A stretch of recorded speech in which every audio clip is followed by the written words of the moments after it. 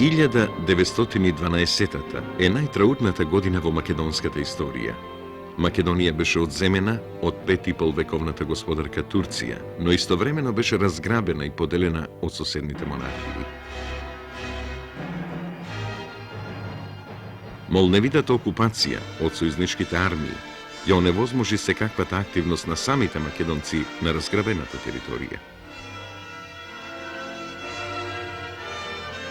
Знаејќи ги целите на завојувачите, уште наскоро, по започнувањето на Првата Балканска војна, најистакнатите македонски национални дејци побрзаа да се најдат на Балканскиот фронт, да се брани целоста на Македонија.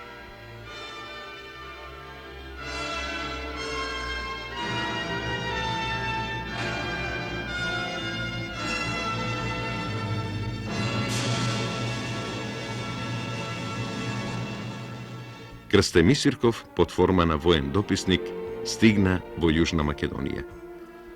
Доктор Гаврил Константинович, како воен лекар, се пријави доброволец на Црногорско-турскиот фронт на Цетиње. А Димитрија Чуповски, преку Софија и Ниш, дојде во Скопје. Разговараше во рускиот и во австро-унгарскиот конзулат, како и со екзархискиот митрополит, па со дозвола од српските окупациони власти, отиде во Велес. Во договор со Петар Попарсов беше организирана општомакедонска конференција за спасување на целоста на татковината, на која што присуствуваа и Алексо Мартулков, Ризо Ризов, Крум Зографов, Јован Попјорданов, Анѓеле Коробар, Димитар Ничев, учителот Елезов, Поп Гошев и други од разни краишта на Македонија. Се решава да се испрати делегација во Париз и на предвидуваната Лондонска мировна конференција. Македонското другарство во Петербург е ополномоштено да ги застапува интересите на Македонија во странство. Подгонет од окупационите српски воени власти, Чуповски мора да се врати во руската престолнина.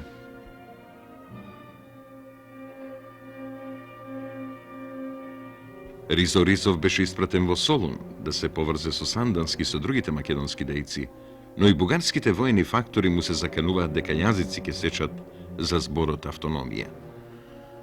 По враќањето во Петербург, Чуповски објави статија во рускиот печат за она што го видел и го осознал при посетата на Македонија, нагласувајќи дека робството под родниот брат ќе биде исто толку тешко, колку и робството под инородецот и иноверецот. Во статијата Македонската држава, Чуповски особено станува против постапките на Бугарија и Србија. Главната сопирачка за ослободувањето на Македонија од турското робство не беше самата Турција, туку истите тие братски словенски народи, што во тоа време веќе се организираа во стројни држави.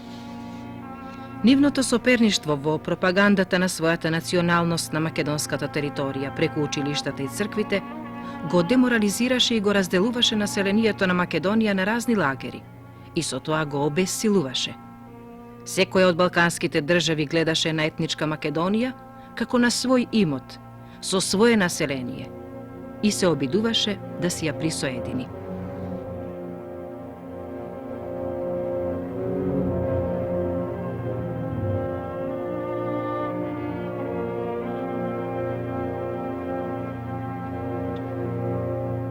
Чуповски нагласува дека секој самостоен настап на македонците со девизата Македонија за македонците одеше во расчекор со интересите на споменатите држави и тие се трудеа јавно или тајно да му се спротиставуваат. Затоа тој и сега повикува: Запазувањето на независноста на Македонија и на нејзината целокупност е еднакво корисно за сите балкански народности и држави. Разделбата на Македонија пак, покрај енергичното спротиставување од самите македонци, ќе поведе несомнено кон меѓусебна крвава борба помеѓу сојузниците. Секој од нив ќе сака да ги владее и оние делови што бил присилен да им ги отстапи на своите соратници. Чуповски точно го предвиде идниот крвав развиток на Балканот и укажа: Ова соперништво и денеска е доста силно. Панелинската идеја ја исклучува големо бугарската, а и едната и другата не ја признаваат големо српската. Balkanskiот полуостров е премногу малечок за да можат на него мирно да коегзистираат неколку големи државни идеи. Само федеративната држава, составена од сите балкански народи, врз која што мора да влезе врз еднакви права и неделивата самостојна во своите внатрешни работи Македонија. Само таквата федерација може да им обезбеди мирна коегзистенција и прогрес на балканските народи. Ние веруваме дека така и ќе биде, но болно е ако до тоа убедување дојдат само преку нови, крвави жртви. Чуповски и посебно настапи против односот на Бугарија спрема барањето на македонците за целокупна и самостојна Македонија. Тој остро стана и против настапите на професорот Белиќ и на Србија против националниот ентитет на Македонија. На 8 февруари 1913 година, истакнатиот член на другарството и на македонската колонија во Петроград и брат на Чуповски, Наце Димов, одржа значајно предавање пред познатото Петербуршко словенско благотворно друштво под наслов Македонија во минатото, сегашноста и иднината, што предизвика голем интерес и на собранието и во јавноста. Веднаш потоа предавањето беше објавено и како посебна книшка во издание на македонската колонија. Тоа беше втората македонска книга за македонските работи по Мисирковата пред 10 години.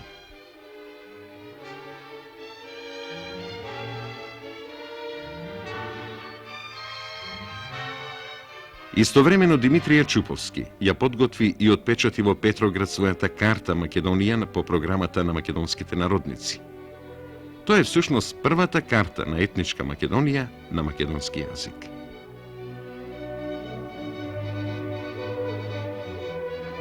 На 1 март 1913 година ополномоштените представници на македонскиот народ, доктор Гаврил Константинович, Димитрije Чуповски, Наце Димов и Александар Везенков, го отпечатија на руски и на француски јазик историски знаменитиот Меморандум за независноста на Македонија, што им беше предаден на амбасадорите на големите сили на Лондонската мировна конференција и посебно на министерот за надворешни работи на Велика Британија, сер Едвард Греј. Во овој меморандум на крајот се бара Македонија во незините географски, етнички, историски и економско-културни граници да остане единствена, неделива, независна балканска држава.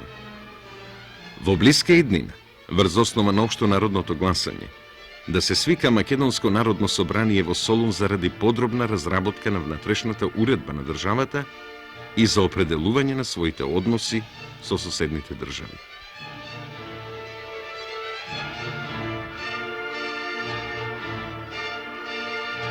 Печатот илустрирано најави дека Чуповски се готви и лично да отиде во Париз и Лондон за да ја пропагира самостојноста на Македонија. Требаше да дојде и Петар Попарсов и заедно да тргнат по Европа, но окупационите власти не го возможија тоа. Беше најавен специјален зборник во одбрана на Македонија, со прилози од македонски и од руски автори. А во документарниот филм Словенски албум, меѓу наистакнатите словенски владетели и други личности од сите словенски народи, се најдоа и македонците Димитрije Чуповски, Наце Димов и Георги Георгов.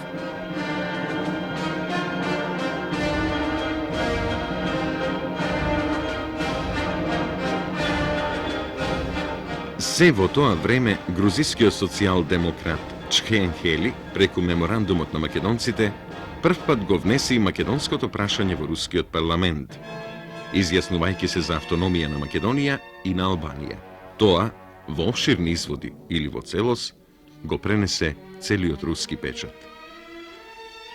На 7 јуни 1913 година ополномоштените македонци од другарството во Петроград го објавија својот втор меморандум на македонците до владите и јавното мислење на сојузните балкански држави, во кој што се нагласува: Македонија е населена со еднородно словенско племе што си има своја историја, свој бит, своја некогашна државност, своји идеали, па затоа има право и на самоопределување. Makedonija во своите етнички, географски и културно-историски граници треба да биде самостојна држава, со влада одговорна пред Народното собрание. Македонската држава треба да представува одделна рамноправна единка во Балканскиот сојуз при заеднички царински граници.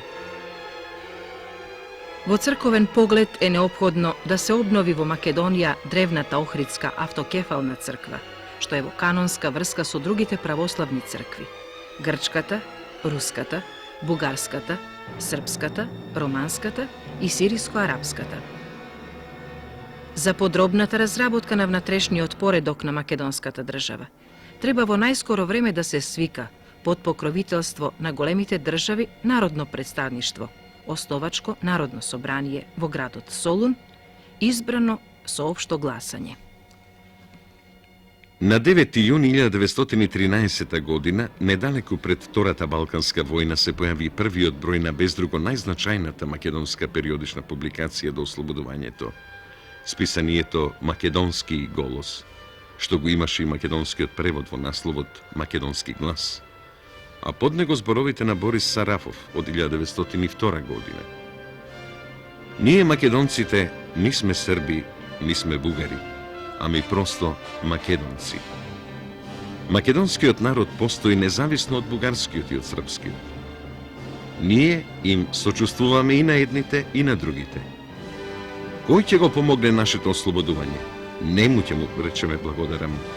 Но бугарите и србите нека не забораваат дека Македонија е само на македонците.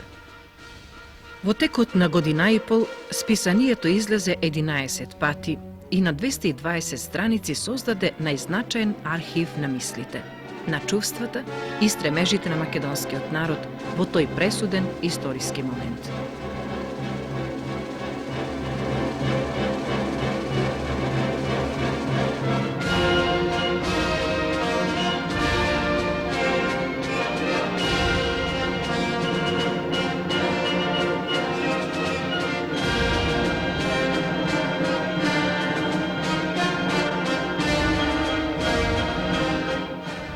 Чуповски организира и свое издателство во рамките на своето посредничко бюро Трудово и посредник. Отпечати неколку книшки и други материјали за борбата на Македонија за својата целост и независност. Но насушна беше потребата за една легална и државно призната македонска национална институција или асоциација.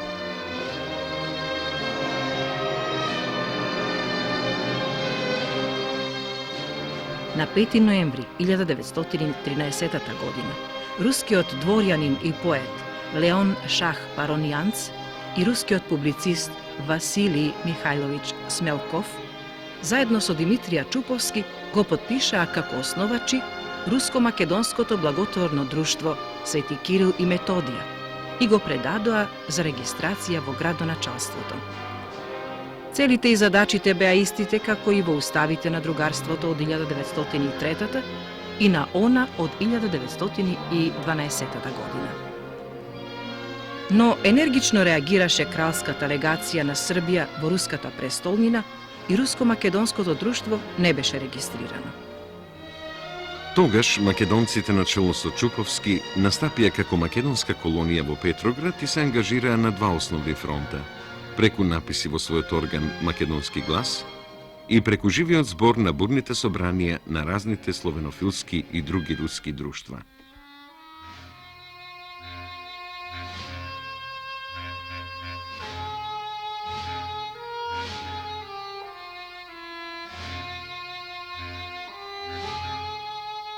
Втората Балканска војна помеѓу делачите на Македонија беше неминовна.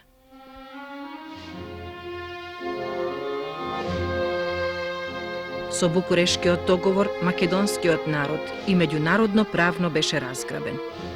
Најголемиот дел го доби Грција, помалиот Србија и најмалиот победената Бугарија. Во тогаш создадената Албанија беше оставен и еден помал дел од југозападна Македонија. Димитрија Чуповски, Наце Димов, доктор Гаврил Константиновиќ, Георги Георгов, Александар Везенков и другите македонци во Петроград ја свртеа руската јавност на своја страна. се донесуваа значени резолуции во полза на Македонија. Чуповски стана главниот предводник на жестоката битка.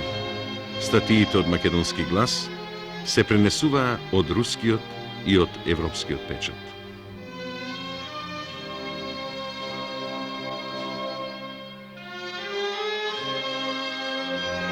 На 6 март 1914 година српската дипломатска мисија во Петроград поднесува остар демарш до Руското министерство за надворешни работи и бара да се забрани списанието Македонски глас и да се земе на одговорност неговиот издавач и редактор Димитрија Чуповски.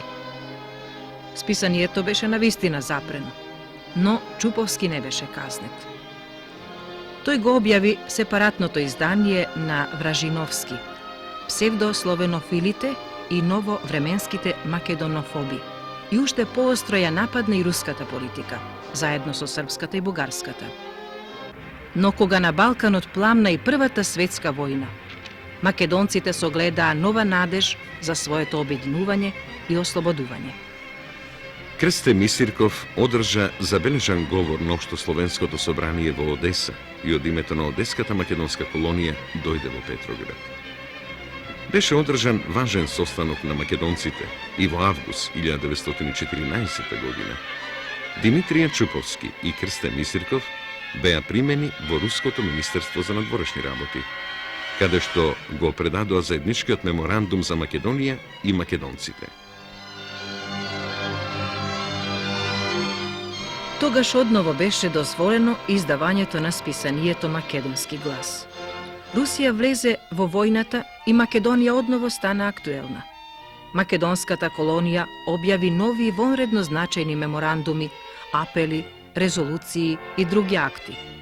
Во обраќањето кон народните представници на Бугарија, Србија и на Грција, македонските патриоти уште еднаш нагласуваат: Ние ви изјавуваме дека ние македонците не сме срби, не сме бугари и не сме грци.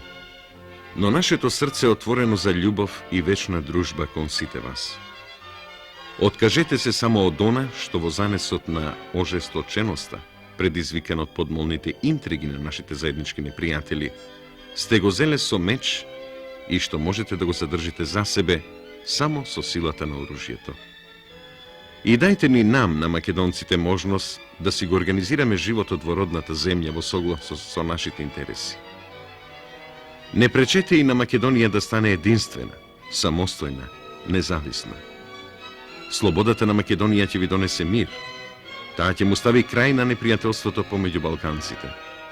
Слободата на Македонија е неопходниот услов за трајноста и полнотата на слободата на целото словенство. Македонската колонија во Петроград си направи македонско знаме, на кое како символ го зеде конјот на Александар Македонски, Букефал. За да ја истакне државно-правната традиција на овој простор, Чуповски цел живот на часовникот ја носеше парата со ликот на Александар.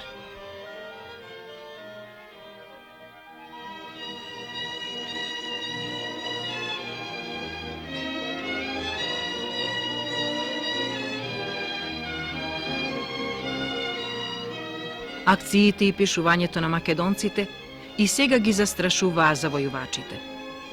По нивните реакции, руската влада го запре Македонски глас. Тогаш Димитрија Чуповски стана подпредседател на Руското друштво за помош на почетниците литератори, артисти, уметници и научници, за да ги користи неговите печатени органи Славјане и Ежегодник.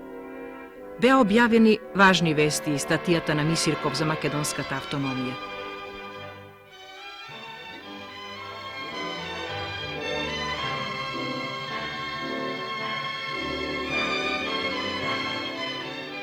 Но и ова друштво беше забрането, иако тоа организира и словенски лазарет во Петроград за ранетите војници од фронтот.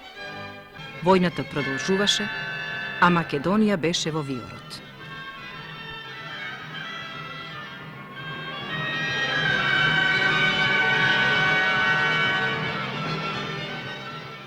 На 8 јуни 1915 година, специјалната комисија на Друштвото за словенска заемност, составена од руски, српски, бугарски и македонски представници, подготви резолуција по македонското прашање, што веднаш беше сепаратно напечатена и растурена во јавноста. Со првата точка од резолуцијата се бара: Најправилното решение на македонското прашање би било создавањето целокупна независна Македонија, преку одделување на деловите на Македонија од Србија, Грција и Бугарија, што беа заземени од нив во 1913 година. Така, од раскинатата на три дела, многу настрадана земја, најпосле ќе биде создадена единствена, целосна држава, што ќе може слободно да си се развива во рамките на самостојното постоење. Во август 1915 година Чуповски, од името на македонците, му испрати телеграма на председателот на Српското народно собрание за праведните национални копнежи на македонците и за создавање автономна Македонија. Во март 1916 година Чуповски се обиде пак да отиде во Македонија и на самото место да работи за судбината на Македонија, но стигна само до Романија и мораше да се врати назад во Русија. Војната беше кон крајот. Судбината на Македонија требаше да се пререшува. Димитрија Чуповски го загуби најверниот соработник, брат му, Наце Димов. Неговиот погреб на 20. јуни 1916 година стана национална манифестација. На споменикот му напиша: Живееше тој и се бореше за правото и слободата на македонскиот народ. Тој умре далеко од родниот крај, не видувајќи го слободен.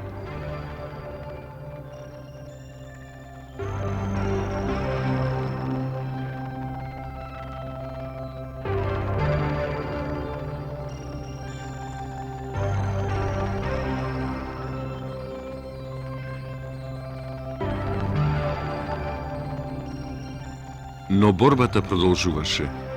Чуповски организира еден македонски револуционерен комитет кој заедно со редакцијата на Македонски голос и Македонското другарство Свети Кирил и Методија на 18 јуни 1917 година пред Октомвриската револуција со троен подпис ја објави својата знаменита програма за Балканската федеративна демократска република со мотото Балканот за балканските народи, полно самоопределување на секоја нација.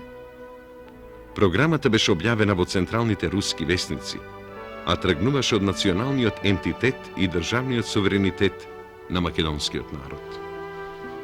Октомвриската револуција само ги забрза акциите на Чуповски за Македонија. Уште во март 1923 година тој ја испрати до весникот Правда својата статија Револуционерна Македонија чека поддршка во својата борба.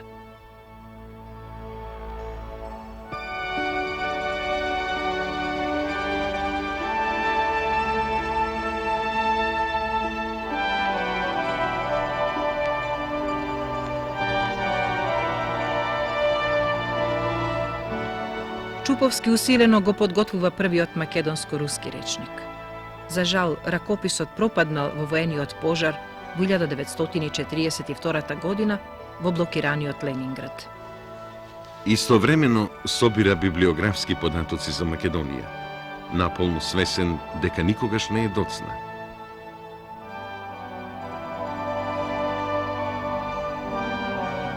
Подготвува енциклопедиски конципирана книга за географијата, историјата, јазикот, фолклорот и културата на македонците под наслов Македонија и македонското прашање. Во 1932 година Чуповски доби лична карта за советско граѓанство, но во следната година беше пензиониран поради болест.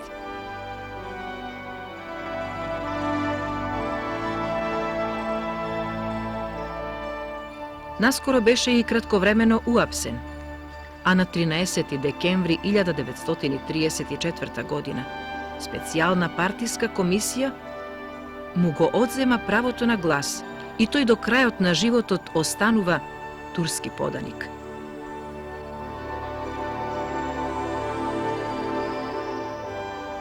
Такви беа и жена му, иако русинка, и син му Ростислав, се до 1946 година.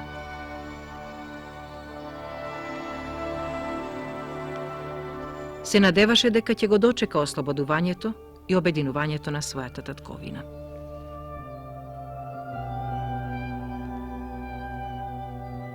Но смртта беше побрза.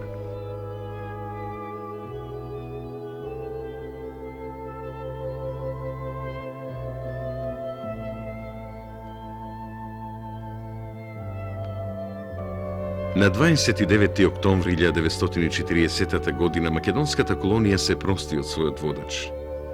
Покриен со македонското знаме од 1914 година, беше погребан на Николските гробишта во Ленинград.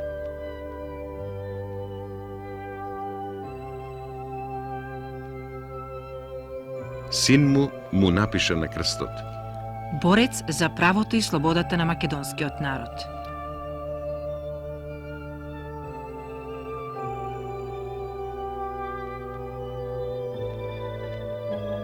Пет децении стоеше овој крст во центарот на Ленинград. Недобронамерната рака најпосле го скршила ова знамение. Но неговите останки на 30. јуни 1990 година сепак свечено стигнаа во слободната татковина, пречекани од целиот народ.